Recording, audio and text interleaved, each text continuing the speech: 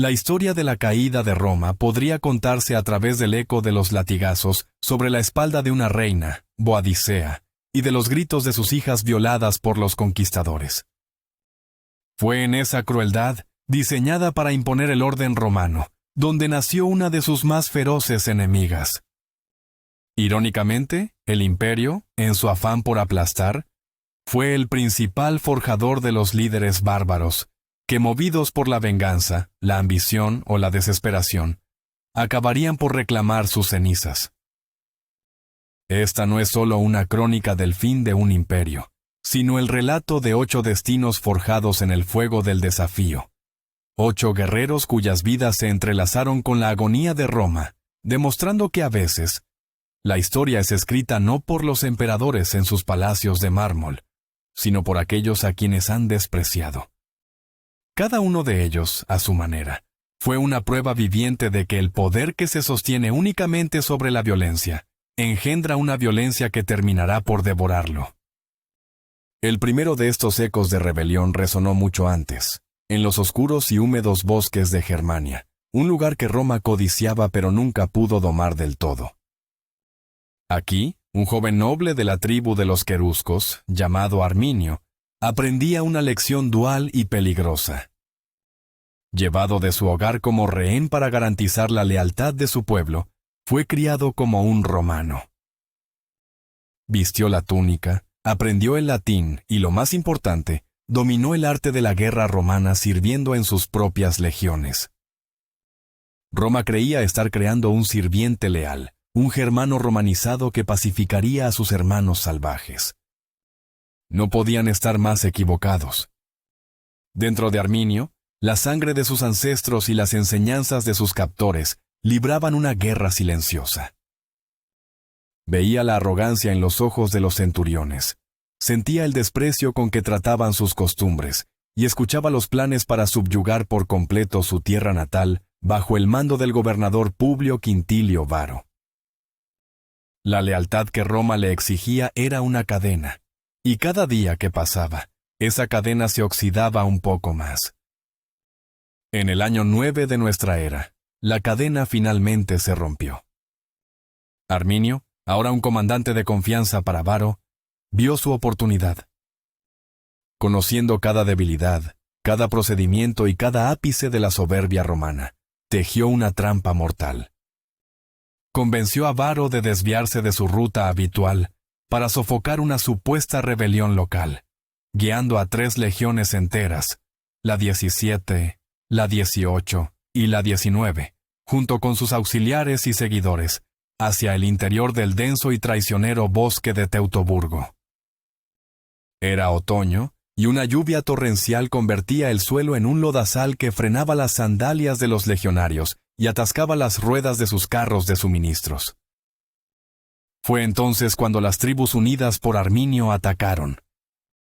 No hubo una batalla campal donde la disciplina romana pudiera brillar, sino una emboscada brutal y prolongada.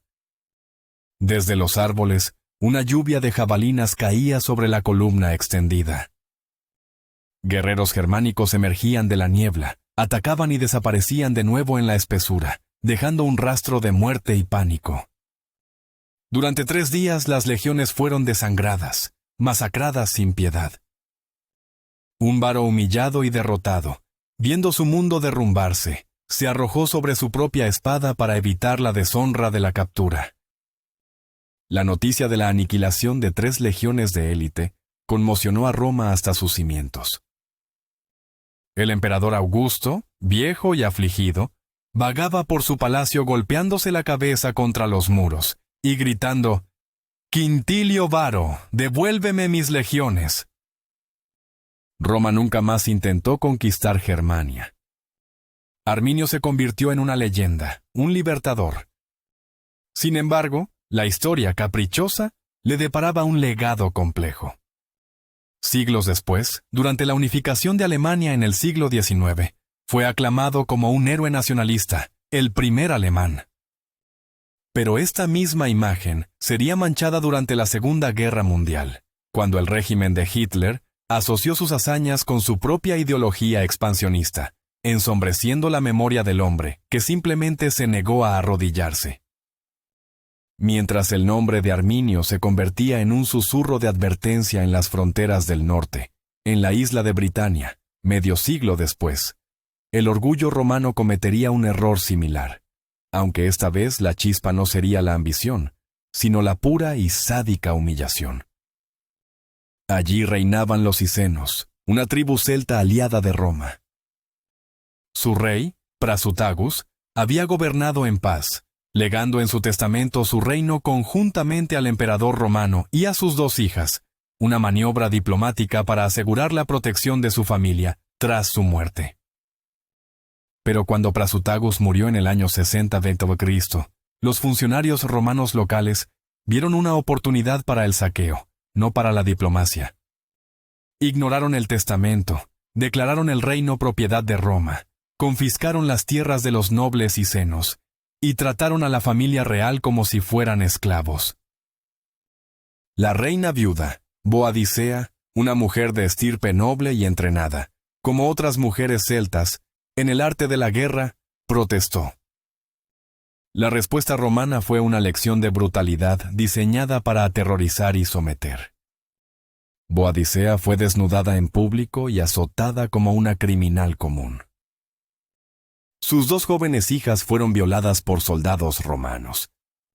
Este acto no solo fue una afrenta personal, sino un ultraje sagrado, una profanación de la línea real y del honor de toda la tribu. Roma creyó haber quebrado su espíritu, pero lo que hicieron fue desatar una furia elemental. El dolor de Boadicea se convirtió en un grito de guerra que unió a los cicenos y a las tribus vecinas, hartas de la opresión romana. Aprovechando que el gobernador, Cayo Suetonio Paulino, estaba lejos, liderando una campaña en la isla de Mona, Boadicea se puso al frente de una rebelión masiva. Su ejército de la venganza cayó primero sobre la colonia romana de Camulodunum, un símbolo del poder romano odiado por ser un asentamiento de veteranos.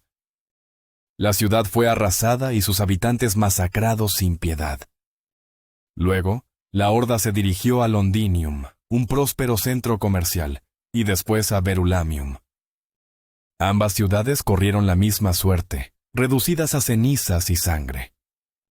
El historiador romano Tácito, nuestra principal fuente, relata que las fuerzas de Boadicea masacraron a unos 70.000 romanos y colaboracionistas, sin tomar prisioneros, una orgía de violencia que reflejaba la brutalidad del agravio inicial. La 9ª legión, enviada para detenerla, fue emboscada y aniquilada. Por un momento pareció que Britania se perdería para siempre. Pero Suetonio Paulino regresó, reunió a sus fuerzas, y a pesar de estar en inferioridad numérica, eligió el campo de batalla. En la batalla final, la disciplina y táctica romanas prevalecieron sobre el furioso pero desorganizado ejército tribal. La rebelión fue aplastada y Boadicea, para no ser capturada, se envenenó. Su historia, sin embargo, se convirtió en un símbolo perdurable de la lucha por la libertad y la resistencia contra la tiranía, una reina guerrera cuya venganza casi expulsó a Roma de su isla. 300 años después de Boadicea, el imperio ya no era la potencia expansionista y segura de sí misma, sino un gigante envejecido y dividido, luchando por mantener sus vastas fronteras contra la presión de pueblos enteros en movimiento. Fue en este mundo convulso donde surgió uno de los líderes bárbaros más famosos de la historia, Alarico I, rey de los visigodos. Los godos de Alarico no eran simplemente invasores.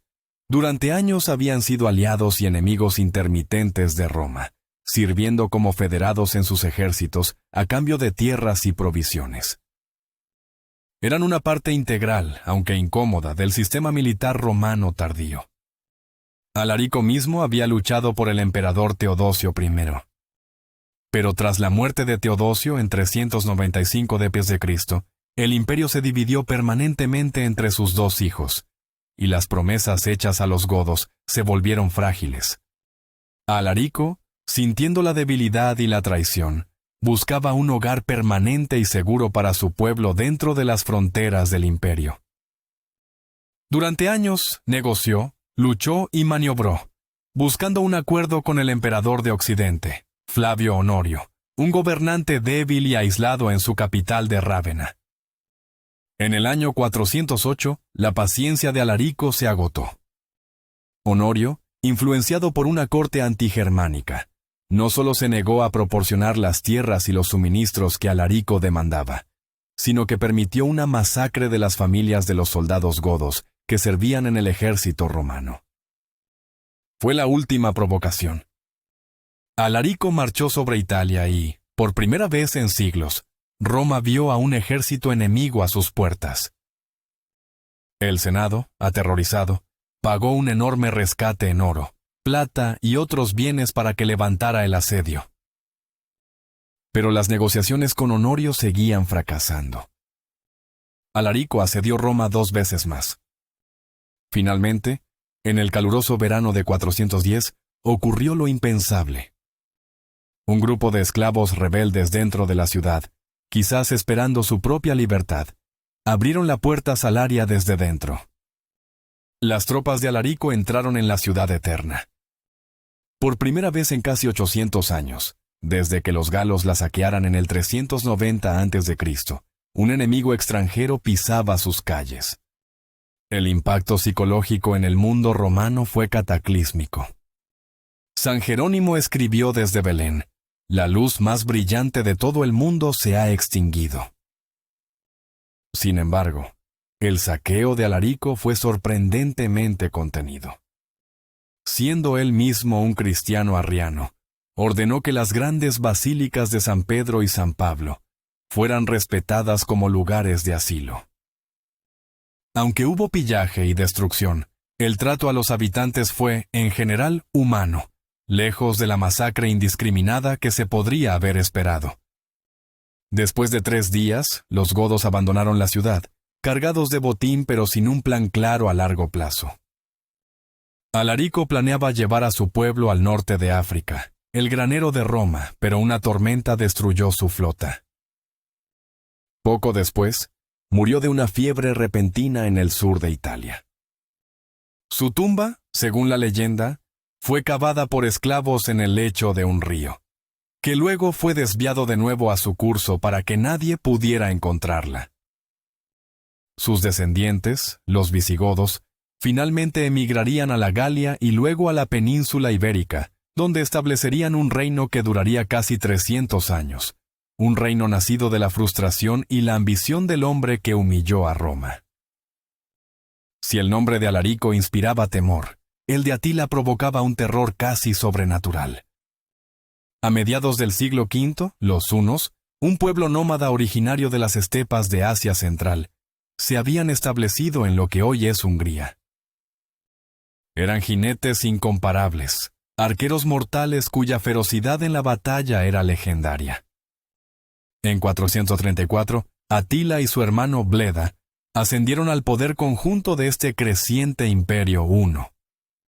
Durante un tiempo, fueron aliados de Roma, luchando contra otros grupos bárbaros a cambio de enormes subsidios en oro. Roma, en esencia, le pagaba a Atila para que no la atacara, una política de apaciguamiento que solo sirvió para aumentar su poder y su apetito. Atila era un maestro de la extorsión y la diplomacia brutal. Pero compartir el poder no estaba en su naturaleza. Tras asesinar a su propio hermano Bleda, se convirtió en el único gobernante de un imperio que se extendía por toda Europa Central, unificando a una miríada de pueblos subyugados. Se le conoció como el azote de Dios, un apodo que sugería que su violencia era un castigo divino sobre un mundo pecador. La oportunidad de Atila para una gran invasión de Occidente llegó a través de una de las anécdotas más extrañas de la historia. Honoria, la hermana del emperador de Occidente Valentiniano III, en un acto de rebeldía contra un matrimonio no deseado, envió su anillo a Atila, pidiéndole que la rescatara. Atila, astutamente, interpretó esto como una propuesta de matrimonio y reclamó la mitad del Imperio Romano de Occidente como su dote. Cuando Valentiniano se negó, Atila tuvo el pretexto que necesitaba. En 451, invadió la Galia con un ejército masivo. Fue detenido en la batalla de los Campos Cataláunicos por una coalición improbable de romanos, bajo el general Aecio, y visigodos. Aunque la batalla fue tácticamente un empate sangriento, bloqueó el avance de Atila, quien se retiró. Sin embargo, no se dio por vencido. Al año siguiente, en 452, invadió Italia, saqueando ciudades y sembrando el pánico. Rávena y Roma estaban a su merced. Fue entonces cuando ocurrió otro evento extraordinario. Sin un ejército capaz de detenerlo, los romanos enviaron una embajada de paz liderada por el Papa León I. El Papa, una figura de inmensa autoridad moral, se encontró con el temible rey Huno. Los detalles exactos de su conversación se han perdido en la leyenda, pero el resultado fue asombroso. Atila dio media vuelta, retiró sus tropas de Italia y regresó a Hungría. Quizás fue la elocuencia del Papa, la promesa de más oro, o el temor supersticioso a que, como Alarico, moriría poco después de saquear Roma. Cualquiera que fuera la razón, la ciudad se salvó. El reinado de terror de Atila terminó tan extrañamente como había comenzado. En 453 celebró una nueva boda. A la mañana siguiente fue encontrado muerto en su lecho, ahogado por una hemorragia nasal masiva. Las especulaciones iban desde una causa natural hasta un envenenamiento o un complot de asesinato, posiblemente involucrando a su nueva esposa. Con su muerte, su vasto imperio se desmoronó tan rápido como se había formado, pero el terror de su nombre perduraría por siglos. La retirada de Atila dejó un vacío de poder que otro líder bárbaro no tardó en explotar. Apenas 2 años después de que el Papa León salvara a Roma del azote de Dios, tendría que volver a negociar por el destino de la ciudad, esta vez con Genserico, el astuto y longevo rey de los vándalos. Los vándalos, un pueblo germánico, habían emprendido una de las migraciones más audaces de la época. En 428, poco después de que Genserico llegara al poder, lideró a unas 80.000 personas, incluyendo guerreros, mujeres y niños, en una travesía desde la península ibérica hasta el norte de África. Era una apuesta increíble, pero funcionó. En pocos años, Genserico conquistó las ricas provincias romanas de África, capturando la estratégica ciudad de Cartago y estableciendo un reino independiente. Más importante aún, se apoderó de la flota romana, transformando a su pueblo de guerreros terrestres en una formidable potencia naval. Desde su base en Cartago, el reino vándalo controlaría efectivamente el Mediterráneo occidental durante el próximo siglo, lanzando incursiones piratas y cortando el suministro vital de grano a Roma. La excusa de Genserico para intervenir directamente en Roma llegó en 455. Años antes, se había firmado un tratado que prometía a la hija del emperador Valentiniano III en matrimonio con el hijo de Genserico. Pero cuando Valentiniano fue asesinado, el tratado quedó anulado. Genserico, declarando que el acuerdo había sido roto, zarpó hacia Italia. Cuando los vándalos marcharon sobre Roma, la ciudad estaba indefensa. Una vez más, el Papa León I fue enviado a negociar, no con la esperanza de detener la invasión, sino de mitigar su brutalidad. Gracias a la diplomacia del Papa, Genserico acordó no quemar la ciudad ni masacrar a sus habitantes. A cambio, se le permitió entrar y saquearla metódicamente durante 14 días. A diferencia del saqueo de Alarico, que fue relativamente breve, el de Genserico fue un despojo sistemático y exhaustivo. Palacios, templos y casas particulares fueron vaciados de sus tesoros. Genserico incluso se llevó los artefactos sagrados del Templo de Jerusalén, que el emperador Tito había traído a Roma siglos antes. Con sus barcos cargados de botín y rehenes de alto rango, incluyendo a la viuda y las hijas de Valentiniano, regresó a Cartago. Genserico gobernaría durante casi 30 años más, un maestro de la estrategia y la supervivencia. Repelió con éxito 2 grandes expediciones romanas enviadas para reconquistar África en 461 y 468, e incluso lanzó ataques contra el Imperio de Oriente, desde Egipto hasta Anatolia. Murió de viejo en su cama, habiendo establecido un reino duradero y habiendo humillado a Roma por segunda vez en menos de medio siglo. Con el Mediterráneo perdido y las provincias occidentales en manos de varios pueblos germánicos, la autoridad del emperador romano en Italia era cada vez más una ficción. La puntilla final no la daría un invasor extranjero, sino un hombre de dentro, un comandante del propio ejército romano. Su nombre era Odoacro, y estaba destinado a convertirse en el primer rey bárbaro de Italia. La mayoría de los eruditos creen que Odoacro era hijo de Edecón, un noble de la tribu germánica de los Esiros, y consejero del mismísimo Atila, lo que le confería un pedigrí formidable. Como muchos germanos de su generación, hizo carrera en el ejército romano, ascendiendo a una posición de alto mando. En la década de 470, el poder real en Italia no lo ostentaba el emperador, sino el Magister Militum, maestro de los soldados. En 465, este puesto lo ocupaba el general romano Orestes, quien dio un golpe de estado, derrocó al emperador Julio Nepote y en un acto de nepotismo descarado, proclamó a su propio hijo adolescente, Rómulo Augustulo, como nuevo emperador de Occidente. Las tropas bárbaras federadas que formaban el grueso del ejército romano en Italia, lideradas por Odoacro, vieron su oportunidad. Exigieron a Orestes 1/3 de las tierras de Italia como pago por sus servicios, una demanda que Orestes rechazó. La respuesta fue una rebelión abierta en 476. Las fuerzas de Odoacro capturaron rápidamente a Orestes y lo ejecutaron. Luego marcharon sobre Rávena. El pequeño Rómulo Augustulo, cuyo pomposo nombre combinaba al fundador de Roma y al primer emperador, fue depuesto sin derramamiento de sangre y enviado a un exilio dorado en una villa cerca de Nápoles. Odoacro tenía ahora el control de Italia. En un gesto diplomático hacia el Imperio Romano de Oriente, reconoció oficialmente la soberanía del emperador Zenón en Constantinopla. Pero cuando Zenón le ordenó que restaurara a Julio Nepote, que aún vivía en el exilio, como emperador en Occidente, Odoacro se negó. En su lugar, se proclamó a sí mismo rey de Italia, Rex Italiae, devolviendo las insignias imperiales a Constantinopla y señalando que un solo emperador era suficiente para todo el imperio. El Imperio Romano de Occidente había dejado de existir. Odoacro demostró ser un gobernante tolerante y capaz.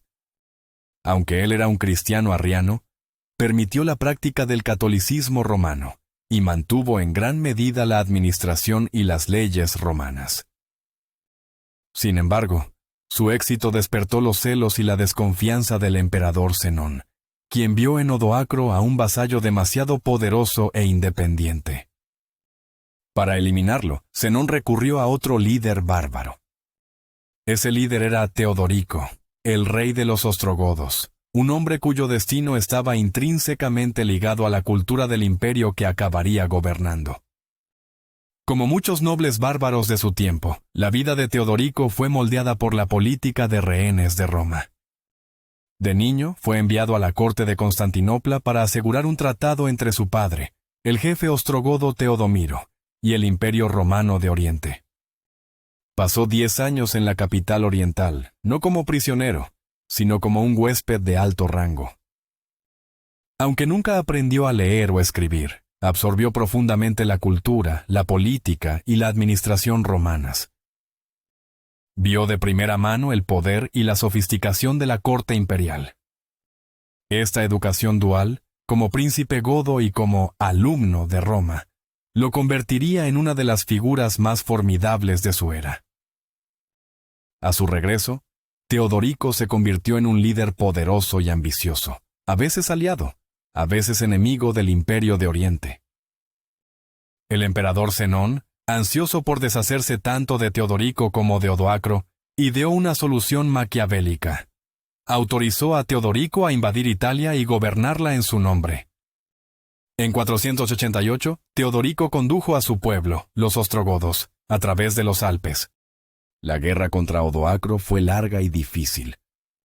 Finalmente, en 493, después de que Teodorico hubiera conquistado casi toda la península y Sicilia, Odoacro se atrincheró en la inexpugnable ciudad de Rávena. Tras un largo asedio, ambos líderes firmaron un tratado para gobernar Italia conjuntamente. Invitaron a un gran banquete en Rávena para celebrar la paz. Fue una trampa. Durante la fiesta, Teodorico, según los relatos, sacó su espada y, con sus propias manos, mató a su rival Odoacro. En los días siguientes, su familia y sus seguidores también fueron asesinados. Fue un comienzo brutal para lo que, paradójicamente, se convertiría en uno de los reinados más pacíficos y justos de la historia de Italia. Durante más de 30 años, la paz reinó bajo Teodorico. Lejos del estereotipo del rey bárbaro, Teodorico se vistió con la púrpura real favorecida por los emperadores romanos y gobernó a través de las estructuras administrativas existentes. Promulgó edictos que garantizaban un trato legal justo tanto para sus godos como para los romanos, y enfatizó que los dos pueblos debían vivir juntos en armonía. Fomentó la agricultura, reparó acueductos y edificios públicos, y su corte en Rávena se convirtió en un centro de cultura. Fue un rey que, a pesar de su analfabetismo, respetaba y promovía la civilización romana. Tras su muerte en 526, sería recordado como Teodorico el Grande, un testimonio de la compleja fusión de mundos que definió esta era. Mientras Italia encontraba una paz precaria bajo los godos, en el noroeste, en la provincia de la Galia, un nuevo poder estaba surgiendo, uno que daría forma al futuro de Europa de manera aún más duradera. Este fue el reino de los francos, forjado por la ambición implacable de Clodoveo I. Clodoveo es considerado el fundador de Francia y el primer gobernante de la dinastía merovingia, que reinaría durante más de 2 siglos. Era hijo de Childerico, rey de uno de los grupos francos conocidos como los Salios, un líder pagano que había luchado como aliado de Roma. Clodoveo asumió el trono en 481, con solo 15 años.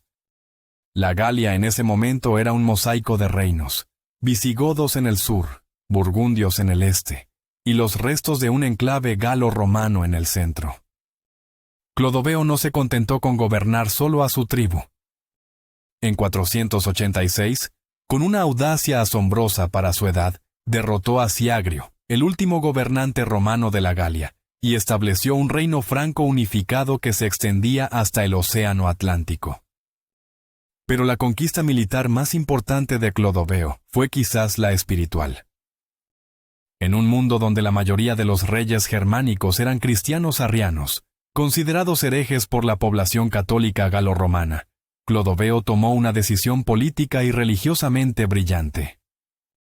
Influenciado por su esposa católica, Clotilde, se convirtió al catolicismo. Este acto le granjeó el apoyo crucial de la aristocracia galo-romana y del poderoso episcopado, permitiéndole presentar sus guerras de conquista no como una agresión bárbara, sino como una liberación de los pueblos católicos del yugo de los herejes arrianos. Su reino mezcló de manera única las tradiciones culturales romanas y germánicas. Con esta nueva legitimidad, Clodoveo se volvió contra sus rivales. Su principal adversario fue el joven rey visigodo Alarico II. Tras una larga lucha de poder, Clodoveo lo derrotó y lo mató en la batalla de Bouillé en 507, anexionando la mayor parte de sus territorios en la Galia. Desde su nueva capital en París, intentó expandir aún más su imperio, pero sus ambiciones fueron frenadas por el poderoso Teodorico el Grande, quien protegió a los visigodos restantes. Clodoveo murió alrededor del 511, dejando un reino unificado y una dinastía establecida. Su legado fue tan profundo que su nombre, latinizado como Ludovicus, se convertiría en Luis, el nombre de no menos de 18 futuros reyes de Francia, un eco duradero del rey bárbaro que sentó las bases de una nación. Así, a través de la sangre, la fe y la ambición, los guerreros que una vez fueron la pesadilla de Roma, se convirtieron en sus herederos, construyendo sobre sus ruinas un nuevo mundo, un mundo que ya no era romano, pero que nunca podría escapar del todo de su imponente sombra.